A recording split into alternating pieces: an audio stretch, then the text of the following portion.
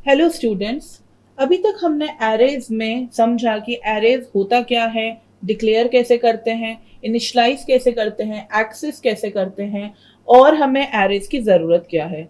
उसके बाद हमने एरे के टाइप्स में पहला वन डायमेंशनल एरे पर इम्प्लीमेंटेड प्रोग्राम्स भी करे, जिसमें से पहला प्रोग्राम में हमने एलिमेंट्स को स्टोर किया था और उनका सम किया था। दूसरे प्रोग्राम में हमने मैक्सिमम और मिनिमम वैल्यू निकाली थी एलिमेंट्स की। अब हम आज पढ़ेंगे यहाँ पर 2D array, two dimensional array, जो कि मल्टी डायमेंशनल एरे होता है। और ये बेसिकली इसको हम बोलते हैं एरेज ऑफ एरे। तो ये लाइन किस तरीके से समझ आएगी हम देखते हैं।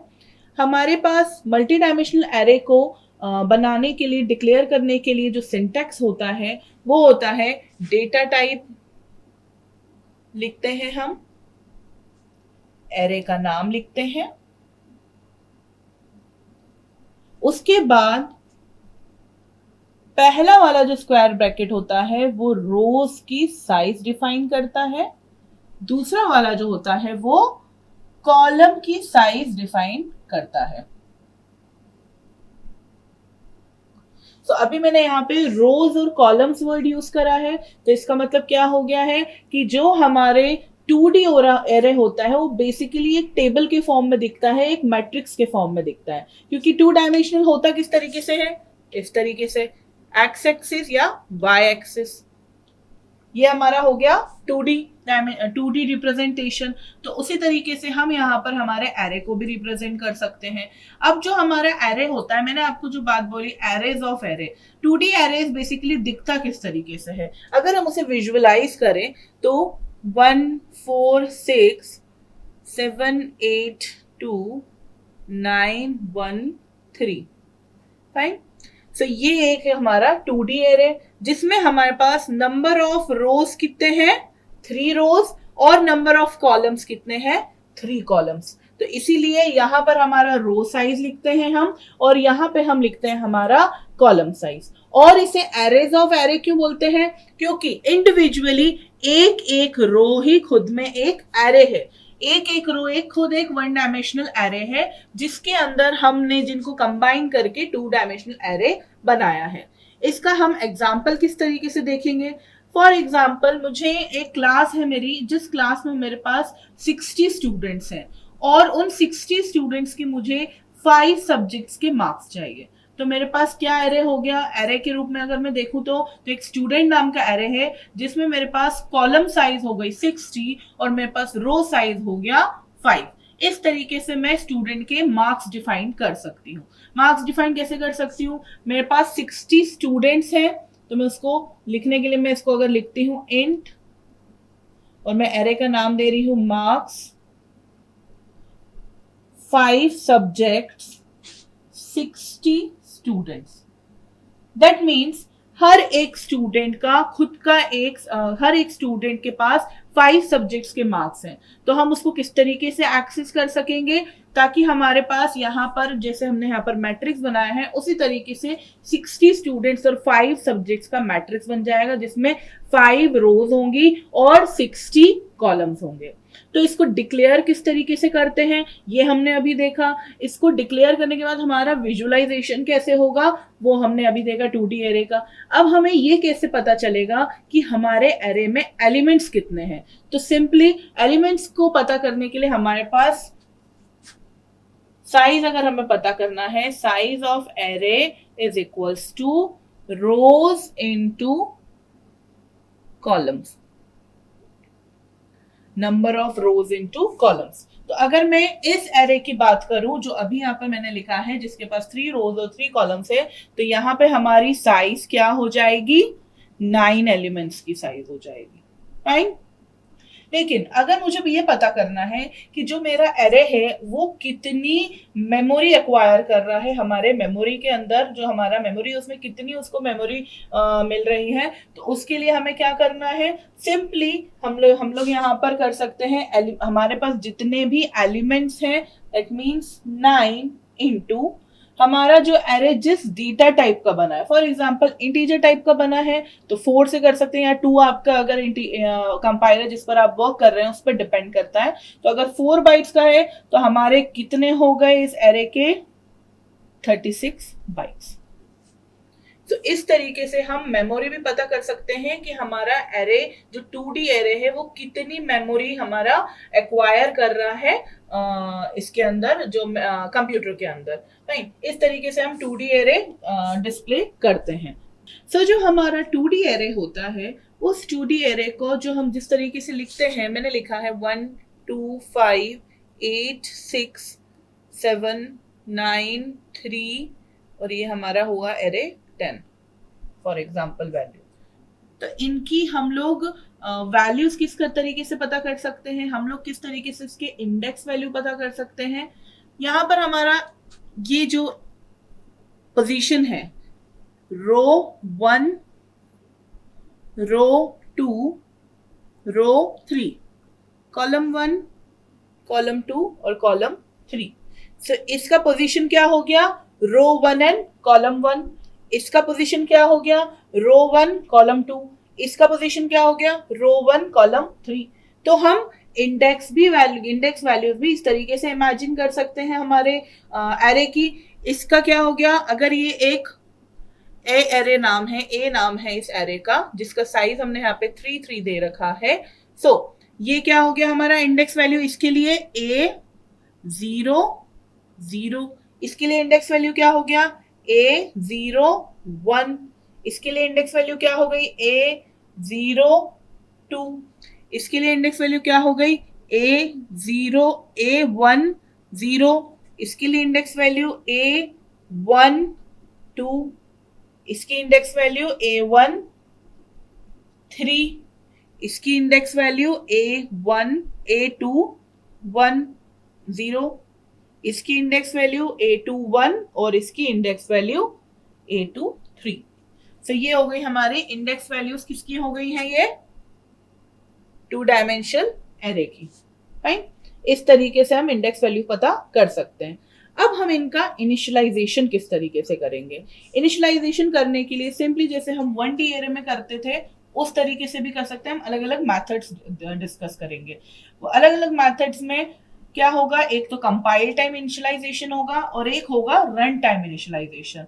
कंपाइल टाइम इनिशियलाइजेशन के लिए हमें यहाँ पर एक मैंने इंटीजर टाइप का 2D एरे बना रही हूं जिसका नाम है A, जिसको मैं साइज दे रही हूं यहां पर फॉर एग्जांपल 2 और यहां पर मैंने दिया 3।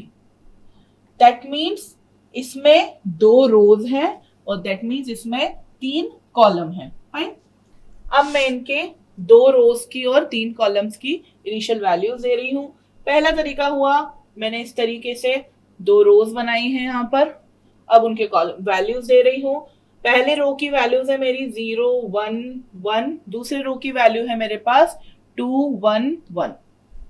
सो इस तरीके से हम इनिशियलाइज कर सकते हैं 2D एरे को। ये पहला तरीका है 2D एरे को इनिशियलाइज करने का, जिस केस में यहाँ पर इसका रिप्रेजेंटेशन किस तरीके से हो जाएगा 0 1 1 2 1 1, इस तरीके से उसका रिप्रेजेंटेशन हो जाएगा मैट्रिक्स के वे में।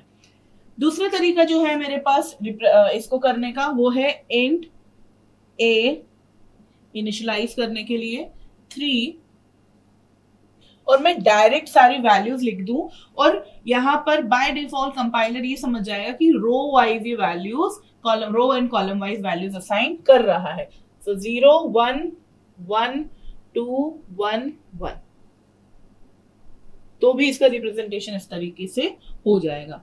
तीसरा मेथड जो है हमारे पास कंपाइल टाइम पर वापस से इसको इनिशियलाइज करने के लिए इंट A 2 3 इक्वल्स टू, हम इसको प्योर टेबुलर फॉर्म में भी हम इसको इनिशियलाइज कर सकते हैं 0 1 1 कॉमा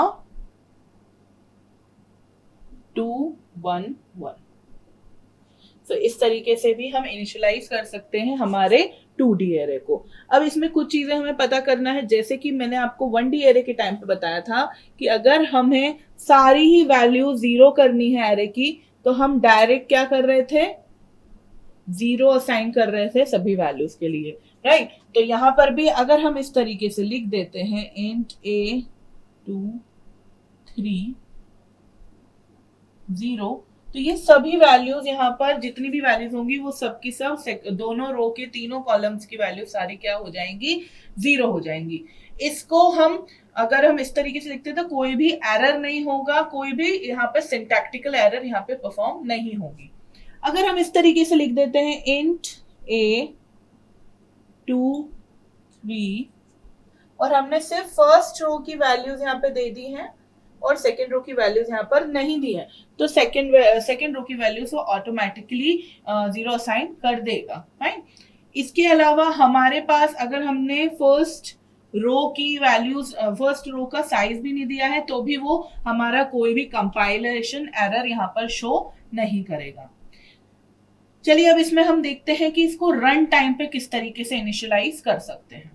तो अब हम देखेंगे हमारे एरे को रन टाइम पर किस तरीके से इनिशियलाइज करते हैं। हम सिंपली हमारा जो एरे है उसको डिक्लेयर करेंगे। पहले डिक्लेयर करने के बाद अब हम एक लूप लेंगे, फॉर लूप, जिसमें आई वैल्यू हम इनिशियलाइज, आई की वेरिएबल की वैल्यू इनिशियलाइज करेंगे, जो कि आई क्या होगा, लेस देन 2 होगा। ये किसके लिए वर्क कर रहा है, आई रोज के लिए वर्क कर रहा है। यही चीज हमने डिस्कस पैटर्न बनाते टाइम भी करा था लूप्स में। सो आई वर्क कर रहा है रोज के लिए, दो वैल्यूज है 2 आई प्लस प्लस। फिर उसके बाद फॉर लूप के अंदर हम एक और लूप का यूज करेंगे। फॉर एग्जाम्पल वो j ले लिया, j equals to 0, j is less than, अब ये j कहां तक जाएगा, कॉलम्स तक जाएगा। So 3 j plus plus. यहां पर मैं अब स्कैन कर रही हूं value, scan f percentile d a small में हमारा a i j। तो ये तरीका होता है रन टाइम पर 2D एरे की एलिमेंट्स की वैल्यूज को इनिशियलाइज करने के लिए। इसको हम समझते हैं स्टेप बाय स्टेप।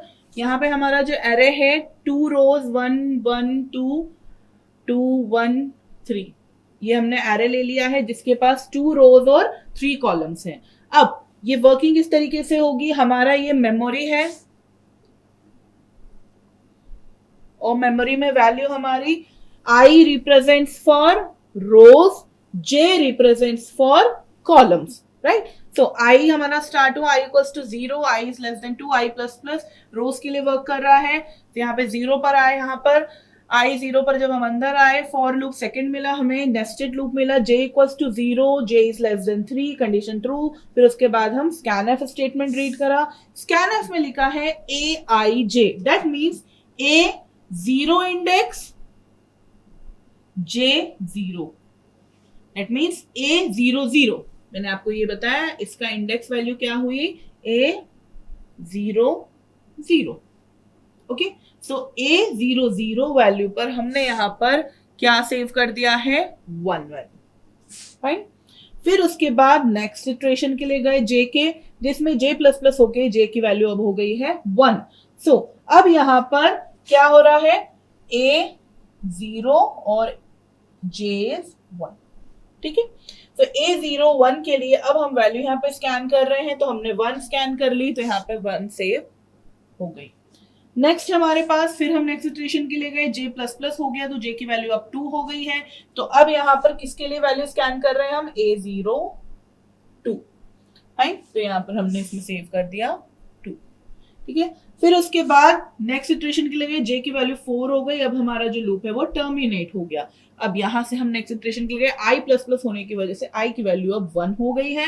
अब हम आएंगे I के लूप के अंदर, J लूप में हम देख रहे हैं वापस स्कैनf, तो ये वापस हमारा J की वैल्यू इनिशियलाइज हो गई है 0 से। तो अगेन ये सारी चीजें यहां से डिलीट हो जाएंगी। अब यहाँ पर वैल्यू किसकी हो रही है, A 1 0, क्योंकि I की वैल्यू अब 1 है और J की वैल्यू इस इटरेशन में 0 है। सो ये 2 यहाँ पर सेव हो गई, राइट।